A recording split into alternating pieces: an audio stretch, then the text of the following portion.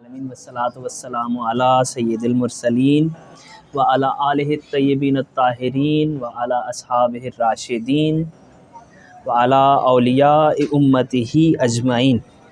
اما بعد، چشتیہ سلسلے میں خواجہ نظام الدین اولیاء نے بابا فرید الدین گنج شکر سے اس کو باقاعدہ پڑھا، کچھ اسباق اس کے پڑھے.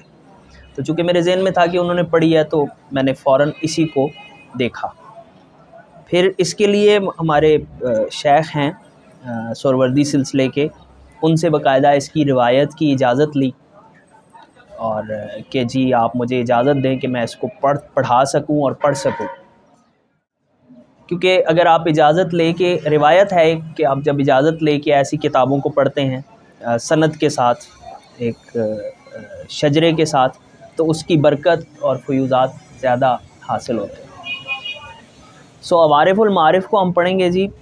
پڑھنے کا طریقہ بھی انہی سے پوچھا کہ کیسے پڑھیں جی، ہم جس طرح پڑھتے ہیں ویسے پڑھیں یا میں نے جس طرح پڑھی تھی اس طرح پڑھوں. تو انہوں نے کہا نہیں، آپ ایسے کریں کہ آپ کو ایک چھوٹی سی اس کی کوئی بھی اقتباس لے لیا کریں اور اس کو تھوڑا سا ڈسکس کر دیا کریں، بجائے اس کے کہ آپ متن پڑھیں اور چیزیں پڑھیں.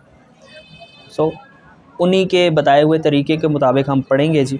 اور آپ کو بھی، آپ اگر اسے پڑھنا چاہیں، آپ پڑھانا چاہیں، تو آپ کو بھی اس سیشن میں جو بھی آئے گا اس کو بھی ہماری طرف سے یہ اجازت ہے، اسی روایت سے جس روایت سے ہمیں اجازت ہے. پچھلی دفعہ ہم نے جو بنیادی سی بات کی تھی وہ یہ تھی کہ تصوف کیا ہے. ہم نے یہ کہا تھا کہ صوفی کون ہوتا ہے. ہم نے ایک جی، اور وہ کیا تھا کہ وہ خدا سے اس کو اسے محبت کہیں نا جی آپ، سیدھا سیدھا ہی از ان لو ود اللہ، تو وہی صوفی ہے. اور ہم نے کہا تھا کہ اگر یہ نہیں ہے تو پھر کچھ بھی نہیں. چونکہ مسئلہ یہ ہے کہ تصوف کی اتنی بہت ساری تعریفات کی گئی ہیں، ہر ایک نے اپنے اپنے مزاج کے مطابق، کیفیت کے مطابق، ذوق کے مطابق اس کی تعریف کی ہے کہ جی تصوف یہ ہے، میرے نزدیک یہ ہے، میرے نزدیک یہ ہے. تو ہم نے تو اس کی فاؤنڈیشنز دیکھنی ہیں وہ کیا ہے. تو جی آج ہم یہ عوارف المعارف شیخ الشیوخ شہاب الدین سہروردی علیہ رحمہ کی تصنیف ہے. اس کی خاصیت یہ ہے کہ اللہ تعالیٰ نے اس کی سمجھ دی جو میں لے کے آیا اور اس سے اسے نفع پہنچایا، اور پھر اس نے آگے علم سیکھا اور سکھایا. وَأَصَلُ مَن لَّمْ يَرْفَعْ بِذَلِكَ رَأْسًا وَلَمْ يَقْبَلْ هُدَى اللَّهِ الَّذِي أُرْسِلْتُ بِهِ. اور یہ جو بنجر زمین ہے یہ وہ ہیں جو نہ تو مانتے ہیں بات اور نہ ہی کبھی قبول کرتے ہیں. ابو جہل مرتے مر گیا تو اس نے بات نہیں مانی. ہم نہیں کہہ سکتے کہ وہ ہوتی ہے یا نہیں ہوتی، تو پھر اختیار کہاں جائے گا اگر ہم کسی بات پہ فتویٰ لگا دیں گے. ہاں، اس کی جو انا تھی اصل میں ایگو کا مسئلہ تھا. وہی ایگو جو شیطان کو خراب کر گئی اسی نے ابو جہل کو کیا. اللہ تعالیٰ نے ان دلوں کو تیار کیا اس ہدایت کے قبول کرنے کے لیے جسے نبی مکرم لے کے آئے، جو بہت صاف ستھرے دل تھے اور جو بہت پاکیزہ نفوس تھے. فظہر تفاوت الصفاء و اختلاف التزکیۃ فی تفاوت الفائدۃ والنفع. تو پھر اس سے یہ ظاہر ہوتا ہے کہ کچھ دلوں میں تفاوت یا تزکیہ زیادہ ہے، کچھ میں کم ہے، یعنی فرق ہیں دل. فَمِنَ الْقُلُوبِ مَا هُوَ بِمَثَابَةِ الْأَرْضِ الطَّيِّبَةِ الَّتِي أَنبَتَتِ الْكَلَأَ وَالْعُشْبَ وَالْكَثِيرَ وَهَذَا مَثَلُ مَنْ انْتَفَعَ بِالْعِلْمِ فِي نَفْسِهِ وَاهْتَدَى وَنَفَعَهُ عِلْمُهُ وَهَدَاهُ إِلَى الطَّرِيقِ الْقَوِيمِ مِن مُّتَابَعَةِ رسول اللہ. اب یہ دو دلوں کی بات کر رہے ہیں. مثال میں دو چیزیں تھیں نا، ایک تھی وہ زمین جو بہت زرخیز ہے اور جس میں پانی لگتا ہے تو کھیتی اگتی ہے. ایک زمین ہے جو جوہڑ بن جاتی ہے، یعنی تالاب بن جاتی ہے، اس میں پانی جمع ہو جاتا ہے. اب وہ یہ کہتے ہیں کہ وہ لوگ جن کو ہم علماء کہتے ہیں، یہ وہ لوگ ہیں جو زرخیز زمین والے ہیں، وہ سیکھتے ہیں، آگے پہنچاتے ہیں. اور کہتے ہیں کہ فنفوس العلماء الزاہدین من الصوفیۃ والشیوخ تزکت وقلوبہم صفت فاختصت بمزید الفائدۃ فصاروا اخاذات. اب جو صوفیہ اور شیوخ کے دل ہیں نا وہ تالاب بن جاتے ہیں، وہ کنویں ہیں جہاں پہ اللہ تعالیٰ کا علم اور ہدایت وہ جمع ہو جاتی ہے، پھر لوگ آتے ہیں ان سے سیراب ہوتے ہیں، تو وہ چھوٹے چھوٹے چشمے بن جاتے ہیں کہ اللہ تعالیٰ نے علم الانسان ما لم یعلم، وہ جو اسماء کا علم دے دیا ہے وہ تینت میں رکھ دیا. تو کیا رکھا جی؟ فآدم لما رکب فیہ من العلم والحکمہ صار ذا الفہم. جب آدم کو علم و حکمت دی گئی تو وہ ہوشیار ہو گیا، فہم والا ہو گیا، فطانت والا ہو گیا، معرفت والا ہو گیا، نرمی والا ہو گیا، لطف والا ہو گیا، حب والا ہو گیا، بغض والا ہو گیا، فرح والا ہو گیا، غم والا، اور رضا اور غضب اور قیاسہ، یعنی دل کی سختی، غصہ، یہ سارے جو بنیادی ہمارے ٹریٹس کہہ لیں آپ یا ایٹریبیوٹس کہہ لیں جو بھی انسان کے ہیں، یہ آدم کو جب علم الانسان ما لم یعلم جو کہا نا اللہ تعالیٰ نے کہ علم الاسماء کلہا آدم کو، اس وقت یہ ساری چیزیں اسے سکھا دی. وہ جو آپ پوچھ رہی تھی نا ماہم، ابھی یہاں پہ وہی بات آئے گی اور بہت دلچسپ بات ہے. پھر کیا ہوا کہ ثم اقتداء استعمال کل ذالک، پھر اس میں سے ہر ایک کے استعمال پہ اسے قادر کر دیا اور اس کے قلب کے لیے بصیرت اور اللہ کی طرف سے نور کے ساتھ ہدایت دے دی اسے. فہدیناہ النجدین، ساری چیزیں رکھ کے اسے دونوں راستے دکھا دیے. فالنبی بعث الی الامۃ بالنور الموروث والموہوب لہ خاصہ، تو نبی امت کی طرف وہ نور لے کے آئے ہیں جو ان کے ساتھ خاص تھا اور انہیں اس وقت وہب کیا گیا تھا. کیسے جی؟ وہ اس قول کے ساتھ کہ ایتین طوعن او کرہن قالتا اتینا طائعین، جب زمین و آسمان سے اللہ نے کہا نا کہ آؤ، تو چاہتے نہ چاہتے ہوئے طوعن و کرہن وہ اطاعت گزاری کے ساتھ آ گئیں زمین و آسمان. تو کہتے ہیں کہ نطقم من الارض واجاب موضع الکعبہ، نطق من الارض یعنی یہ زمین کی طرف سے بات تھی اور جواب جس جگہ نے دیا وہ کعبہ ہے. یعنی جب اللہ تعالیٰ نے زمین و آسمان کو کہا نا کہ تم طوعن و کرہن میرے پاس آؤ، تو وہ چاروں ناچار وہ آئیں. تو یہ زمین کی بات تھی، یعنی زمین نے یہ گفتگو کی اور کعبہ نے جواب دیا. اب وہ کیسے؟ وہ کہتے ہیں کہ وَمِنَ السَّمَاءِ مَا يُحَاذِيهَا وَقَدْ قَالَ عبداللہ بن عباس رضی اللہ تعالیٰ اصل طینۃ رسول اللہ من سرۃ الارض بمکہ، یعنی رسول اللہ صلی اللہ علیہ وسلم جس مٹی سے بنے ہیں وہ مکے سے لی گئی، اس کی اصل جی طینت یعنی فطرت. وہ کہتے ہیں کہ فصار رسول اللہ هو الاصل فی التکوین، کہ یہ جو تکوین ہے جسے ہم کہتے ہیں کائنات کا بننا، تو اس کی اصل رسول اللہ کی ذات ہے. والکائنات تابع لہ، اور کائنات ان کی پھر اتباع میں تخلیق ہوئی ہے. وَإِلَى هَذَا إِشَارَةٌ بِقَوْلِهِ كُنْتُ نَبِيًّا وَآدَمُ بَيْنَ الْمَاءِ وَالطِّينِ، یہ اس حدیث شریف کی طرف اشارہ بھی ہے کہ رسول اللہ نے فرمایا میں نبی تھا اور آدم پانی اور مٹی کے درمیان تھے. ایک روایت میں ہے کہ روح اور جسم کے درمیان تھے. وکیل لذالک سمی امیًا، اب دیکھیں کیسی خوبصورت بات ہے، سبحان اللہ. کہتے ہیں کہ اسی لیے رسول اللہ کو امی کہا جاتا ہے. کہ امی کون ہوتا ہے؟ لأن مکہ ام القریٰ، کہ مکہ جو ہے وہ بستیوں کی ماں ہے، اصل ہے. یعنی کہتے ہیں کہ زمین کا سب سے پہلا ٹکڑا جو خشکی بنا، پہلے پانی تھا نا، پانی سے سارا کچھ بنایا اللہ تعالیٰ نے، وہ کعبۃ اللہ تھا. تو کعبۃ اللہ وہ یہ کہہ رہے ہیں کہ کعبۃ اللہ اس لیے تھا کہ کعبۃ اللہ سے جو مٹھی لی گئی مٹی کی وہ محمد کی تخلیق کے لیے لی گئی. اور جب اللہ تعالیٰ نے آسمانوں و زمینوں کو تخلیق کے وقت یہ کہا کہ تم میرے پاس آؤ، تو چاروں ناچاروں نے آنا پڑا. تو وہ کہتے ہیں جس زمین کے جس ٹکڑے نے سب سے پہلے آواز لگائی کہ یا اللہ میں لبیک، وہ ٹکڑا تھا جسے کعبۃ اللہ کہتے ہیں. اب یہ ساری چیزیں آپس میں ملا رہے ہیں. اب کہتے ہیں کہ وَذَرَّتُهُ ام الخلیقہ، اور اس یعنی وہ مکہ ام القریٰ ہے اور اس کا جو ذرہ، وہ جو ٹکڑا ہے جس سے محمد تخلیق ہوئے، وہ ام الخلیقہ ہے، یعنی تمام مخلوقات کی ماں ہے. وَتُرْبَةُ الشَّخْصِ مَدْفَنَهُ فَكَانَ، اور وہ اس شخص کی تربت ہے جو مدفن ہے وہ مدینہ ہے نا. کہتے ہیں کہ فَكَانَ يَقْتَضِي أَن يَكُونَ مَدْفَنَهُ بِمَکہ، کہتے ہیں کہ ویسے تو اس مدفن مکہ ہونا چاہیے تھا، لیکن ان کی تربت وہاں نہیں ہے، کہ وہ کہتے ہیں، اب وہ کہتے ہیں ولاکن کیلا، لیکن یہ کہا گیا ہے کہ ان الماء لما تموج رمز زہدہ الی النواہی، کہ جب ضبط جو ہوتا ہے پانی کا، وہ اچھال جھاگ، جب پانی یوں پھیلتا ہے تو وہ اپنی ارد گرد کے علاقوں میں بھی کچھ نہ کچھ پھینکتا ہے۔ تو فوقعت جوہرۃ النبی الی ما یحاذی تربتہ بالمدینہ، تو جب اس نے جوش مارا پانی نے، وہ مٹی ابھری، تو اس وقت کوئی ٹکڑا مدینہ میں بھی چلا گیا جہاں نبی مکرم صلی اللہ علیہ وسلم کی تربت ہے۔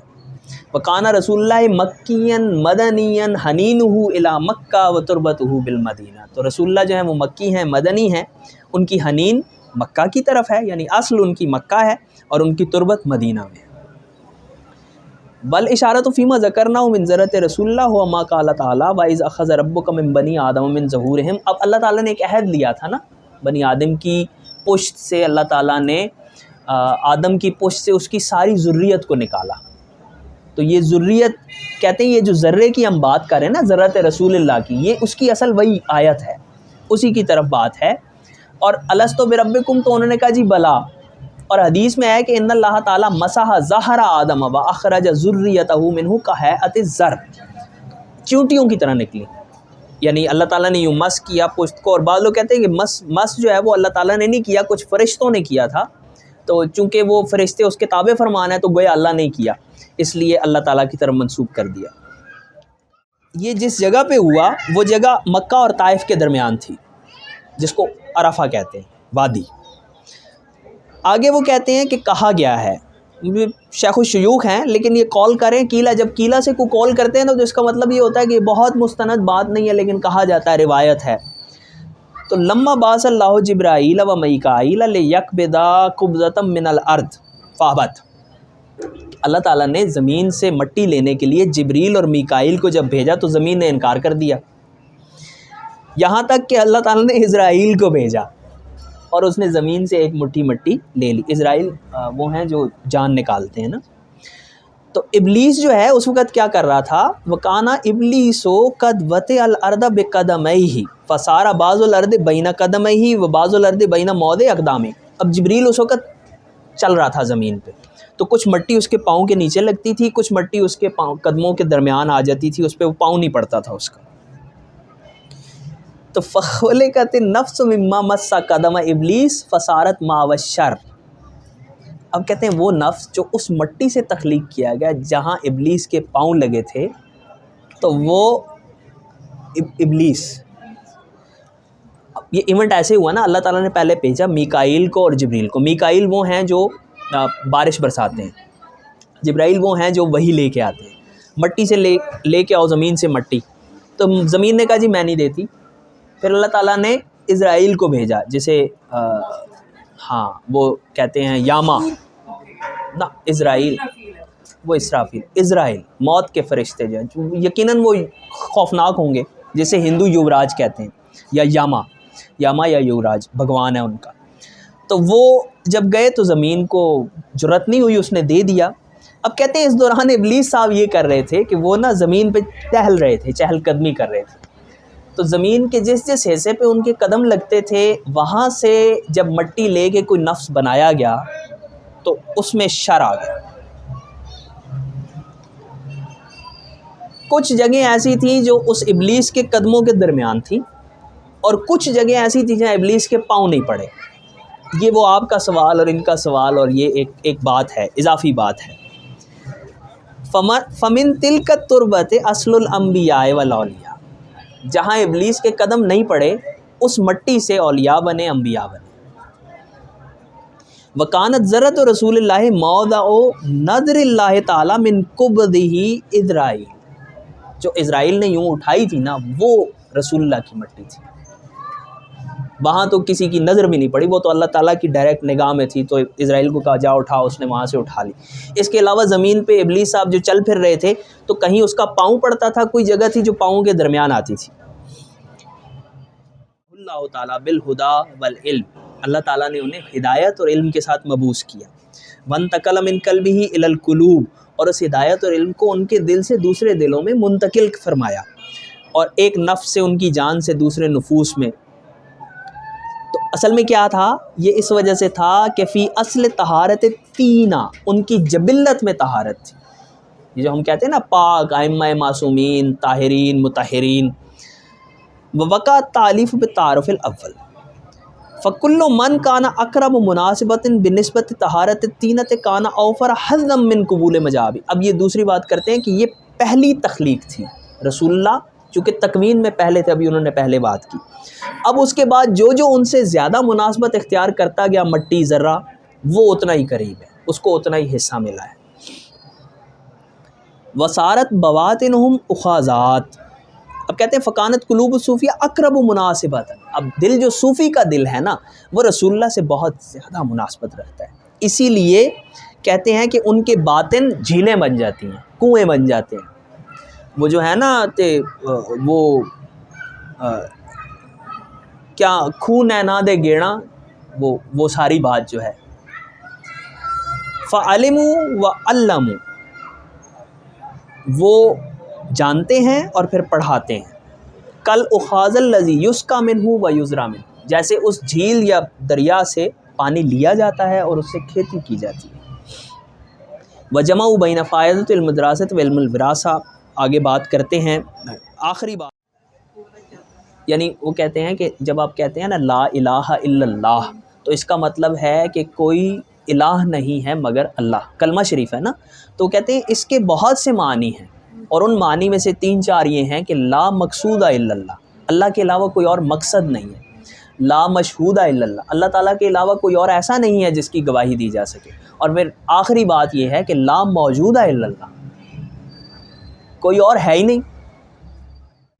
تو جو ایگزسٹنس ہے وہ صرف اور صرف اللہ تعالیٰ کی ہے. جیسے قرآن مجید یوں کہتا ہے کہ کل شیء ہالک الا وجہہ, ہر چیز ہلاک ہو جانے والی ہے, ہالک ہے مگر اس کا چہرہ باقی رہے گا. وہ کہتے ہیں کہ جان لیں کہ ہم جس کو صوفی کہہ رہے ہیں نا وہ مقرب ہے, ہم جس کو مقرب کہہ رہے ہیں وہی صوفی ہے. ہم صوفی نام نہیں استعمال کریں گے کہ وہ چونکہ ہم مقرب ہی کہیں گے. اور کہتے ہیں کہ ولیس فی القرآن اسم الصوفی, قرآن میں صوفی کا لفظ نہیں آیا.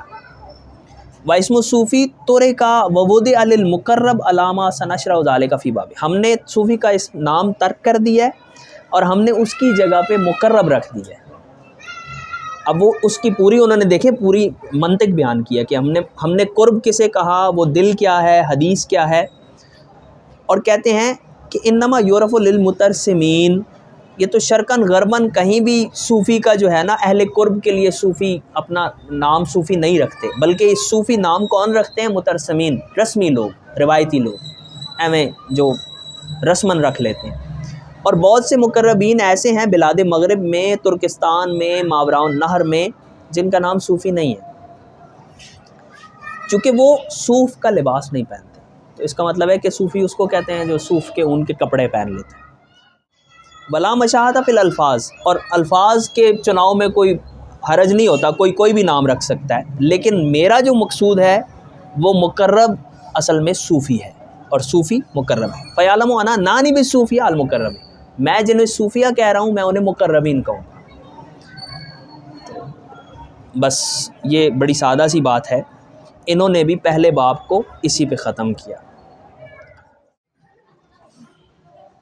ایک حدیث شریف انہوں نے بیان کی ہے